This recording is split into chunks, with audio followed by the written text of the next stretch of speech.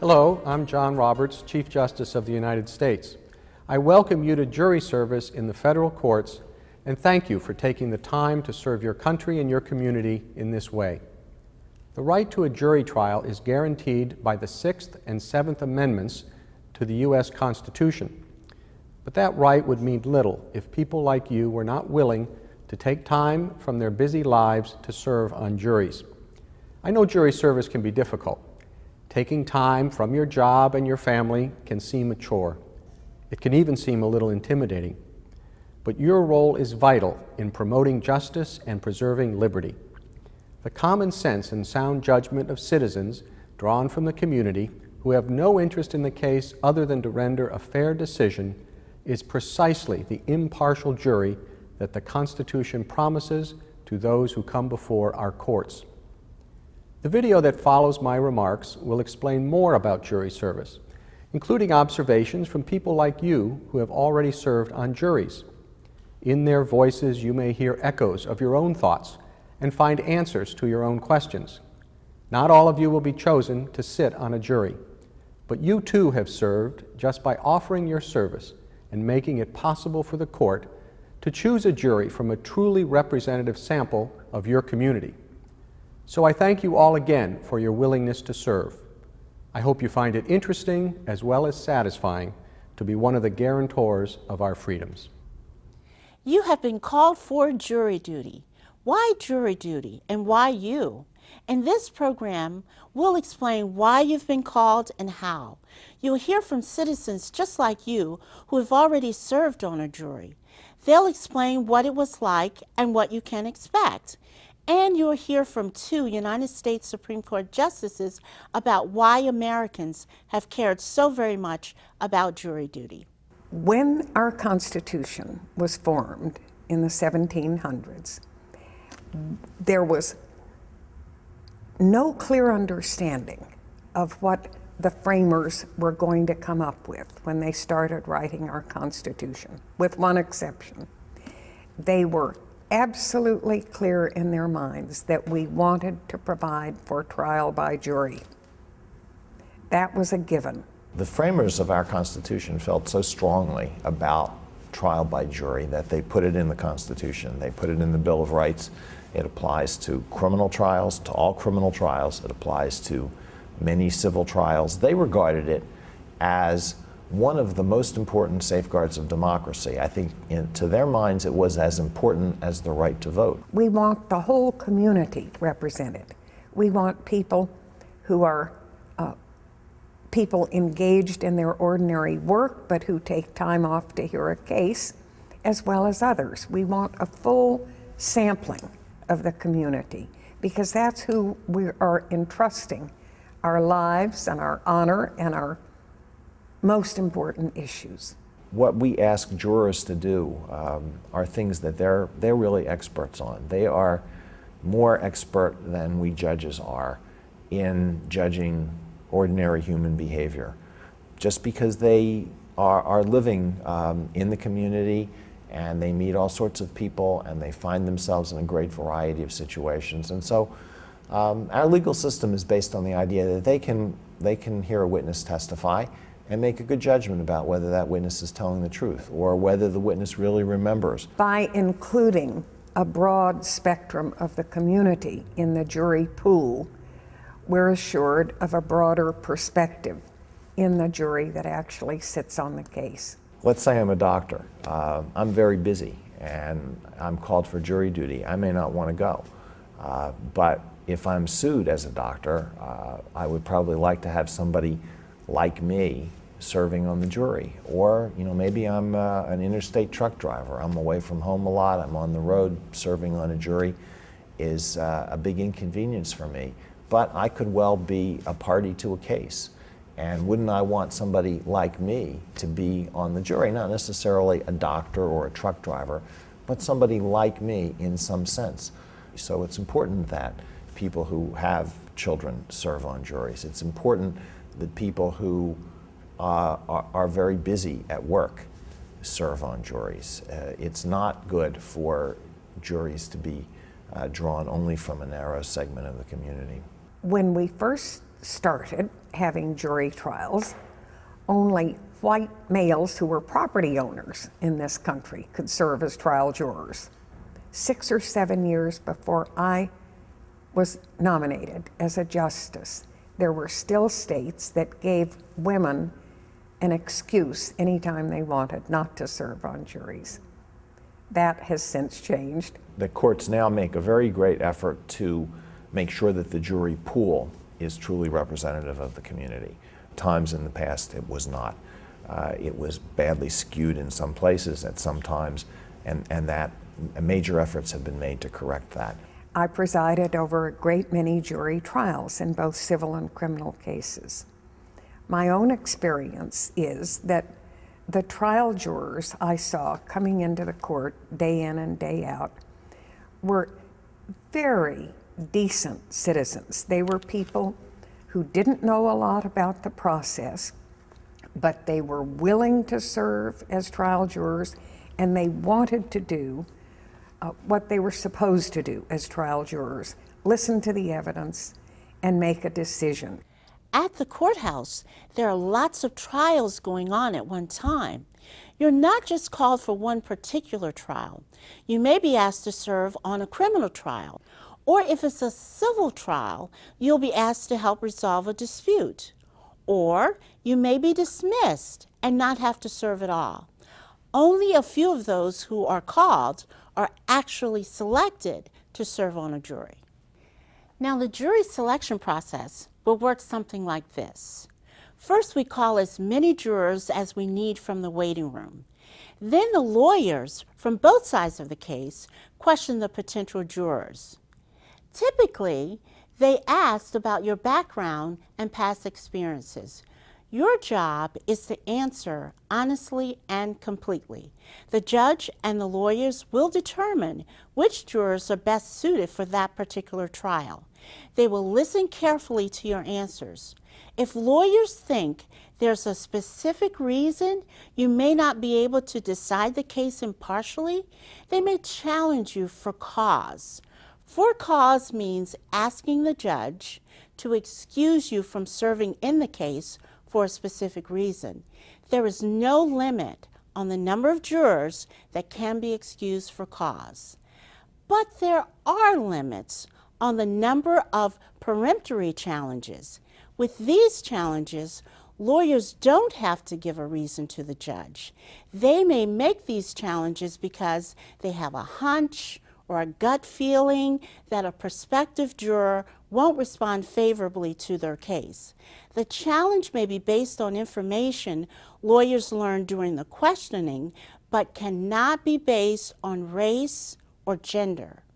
We ask plenty of citizens to show up at the courthouse ready to serve on any of these trials, more than we would need if we didn't go through this kind of filtering process. And the way that pool of potential jurors is selected is totally random to make sure we're including a diverse selection of members of the community who all bring different perspectives to the courtroom. Now, the process may seem slow and tedious and inefficient sometimes, but the point is not just to get an adequate jury as fast as possible. We're not aiming for shortcuts. We're aiming to be fair. That's what's important. Fair play. What's at stake is justice, people's lives, and doing what's right. The first thing that we got in the courtroom was the judge's dissertation as to what we should do. And the one thing that we shouldn't do was talk about this to each other. We were not to talk to anybody at home, discuss it with any family members. We were given strict guidelines. We weren't supposed to talk to anyone outside of that courtroom about anything, not even our spouses, children, nobody, except each other when we went back into the jury room to deliberate. I remember there was a case where I wasn't called for, where the defendant's sister actually asked some jurors questions in the bathroom, and someone actually reported that back to the judge, and he told her she couldn't actually sit in there with the jurors anymore because there's actually an audience area too where people can sit. The attorneys came up and gave the opening arguments, and then they went into all the evidence. The attorneys each came out and spoke. Now, they were very, very polite to each other, very professional about it, and each one gave his speech. And then when they both had explained the case, that's when the witnesses were called in, and that's when it became very interesting, because some of the witnesses were funny, some were kind of quirky, some were totally beyond belief. When you're sitting there in the jury box, most of the time you're just watching the person on the witness stand, and you're listening to the questions that the lawyer asks. Every now and then the judge may interject and say something, but most of the time you're not really looking out at the people in the courtroom, and you're not really looking out who's sitting at the table. You're watching the reaction between the lawyer who's doing the questioning and the guy who's doing the answering on the witness stand. Those are the hard parts, because you're listening to somebody explain exactly how this happened, and somebody else comes on and says, no, this is the way it happened, it's a little bit different, and who's right, who's right? And so this is going on. It's a dance that takes place on the courtroom, and when the final arguments come up, then it becomes real theater. That's when the big guns come out, and they come up close and personal and get in your face and talk to you. This is what you must believe. And then the other one, this is what you must believe. And what do you believe? Who do you believe? That's what happens in there. It is like a theater. The jury system is built on the democratic idea that ordinary people can make good judgments. Now, when a trial involves a complicated area, maybe it involves technology, maybe it involves science or something like that, the jurors are given help. The parties call witnesses. The experts come and testify to the jurors and tell the jurors what they as experts see in the fingerprint evidence, the DNA evidence, and so on, and then let the jurors decide. The case was based on a medical case, and so the expert witness that they brought in was a doctor. There was nobody else that could explain it, and he was an expert on this in the field. And what we saw was a doctor, and he stood almost right in front of us, and he had a board where he could bring down charts.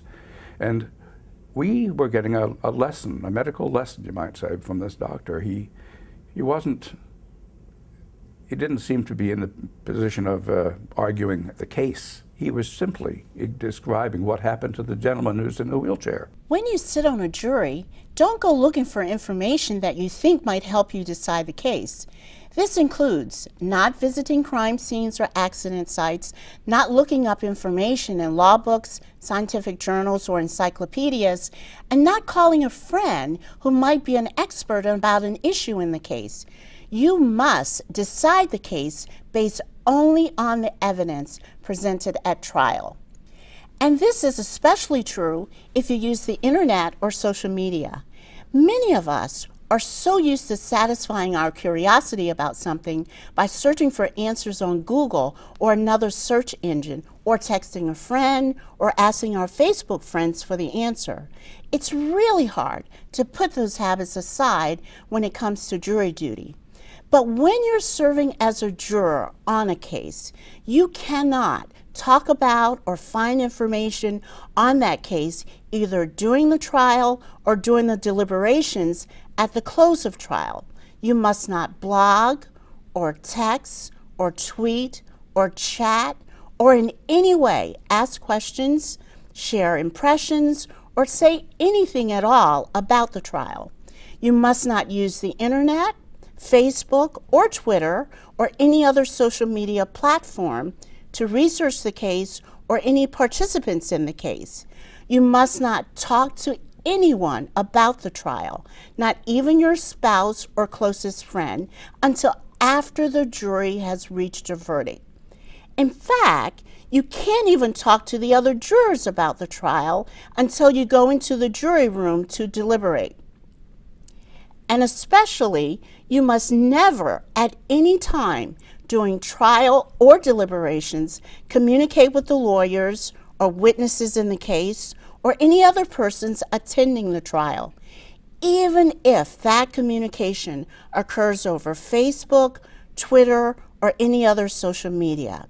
It is important that you decide the case based solely on the evidence presented within the four walls of the courtroom. Information available through the internet or social media might be wrong, incomplete, or inaccurate. In our judicial system, it is important that you are not influenced by anything or anyone outside of the courtroom. Otherwise, your decision may be based on information known only by you and not by your fellow jurors or the parties in the case. This unfairly and adversely impacts the judicial process.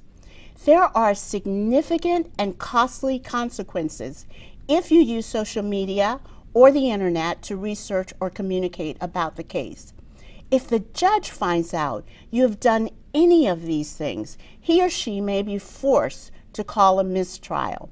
The financial cost of a mistrial is substantial, both for the parties in the case as well as the court. If this happens, all of your efforts and those of everyone else involved in the trial will have been wasted, and the court will have to start all over again. Trial by jury, at the end of the day, requires the jurors to get together in the jury room as a small group and hammer out the facts, the evidence which they've heard, and talk about it and try to reach a consensus. It's not unlike what 9 justices have to do at the U.S. Supreme Court.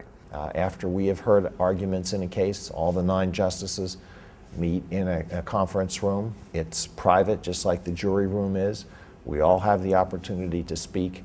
We try to persuade each other. We try to reach an agreement. That is exactly what happens in the trial jury process.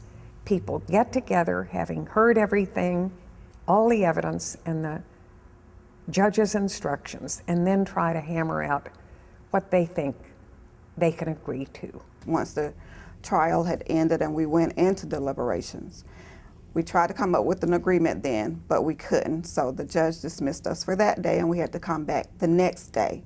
And we deliberated practically all day until like around 4 o'clock. We tried to make it as logical as possible. You know, we tried to weigh each little piece of evidence that was presented. I liked it because everybody was so different, and everybody had different opinions. I think all of us have some type of moral compass, and you try to just do what you feel is right when you're there. If it's not right, then you're not going to do it. We asked for evidence to be brought back in because all of us couldn't come to an agreement. At that point, I can't remember who was the holdout or how many it was, but we needed to have one more thing that could tell us that this person was actually guilty, and that piece of evidence helped us. It's a small room. It's not a big room. So everybody's going to want to know, why are you voting like that? It's not like you're in the ballot box and you come out and nobody knows what you did. The feeling I got was one of strong citizen involvement, of responsibility, of doing something that is above and beyond what we normally do. You know, policemen probably get a lot of that feeling too when they're at work, and I'm sure a lot of people get that. But those of us who work usually by ourselves or at a desk or something don't get that feeling very often. I can tell you that people who actually do serve on juries regard it as a very serious and solemn experience, no matter how they go into it. I can remember cases in which I handled mostly criminal cases before I became a judge, but I can remember cases in which the jurors were, it seems almost lighthearted at the time when they were selected, and then at the time when they gave their verdict, no matter which way the verdict went, many of them were actually crying, just because they found that the responsibility of having to say that this defendant is guilty or not guilty was such a serious and important responsibility. It was raining that day, and this guy, even after he lost the case, he just kind of, we saw him walk outside and just kind of walk around in the rain. You know, I guess he was getting drenched. Sometimes it's scary. Sometimes it's painful to watch things that happen. But it leaves you a feeling, that the system does work and you're part of it. you have to remember, even when you make a decision like that, that it's going to affect someone negatively and it's going to affect someone positively. You know, there's no in between. You know, somebody's a winner, somebody's a loser. And this guy, you can see he really felt that he lost, and you can see him. I can still see him walking around in the rain. Can I make a decision that affects somebody's life profoundly? You know, it's a great responsibility. That's the thing. It's a great responsibility, and it feels good to have that kind of responsibility and fulfill it. The trial jury system that we have, I think, makes the American citizen more of a stakeholder in what happens in our nation than is the case in other countries. And that's one reason why I think we should hang on to our trial jury system. It does make the citizen a key component of what happens in this country. My mother would be 96 today if she was alive. And she never, she voted once she got a chance to vote. But by us living, I guess not really me, but her coming up in the time that she came up, she didn't have the right to vote. She didn't have the right to be called for a jury. So when I was called, I thought it was a privilege, but that's what she had always instilled in me. I guess one aspect of jury service is that when some citizen gets a notice to come down to the court on day X to see if they can serve as a trial juror, and you might say, oh goodness, I don't want to be bothered to do that. I may go down there and they may not pick me. Why should I go? However, I think most of us realize that there but for the grace of God go I. I might be one of the litigants someday in a courtroom needing to have the issues addressed by a jury drawn from my community. And I want good citizens to be on my own jury if that ever happens to me. So I think when I get a notice like that, I should respond favorably, and so should you.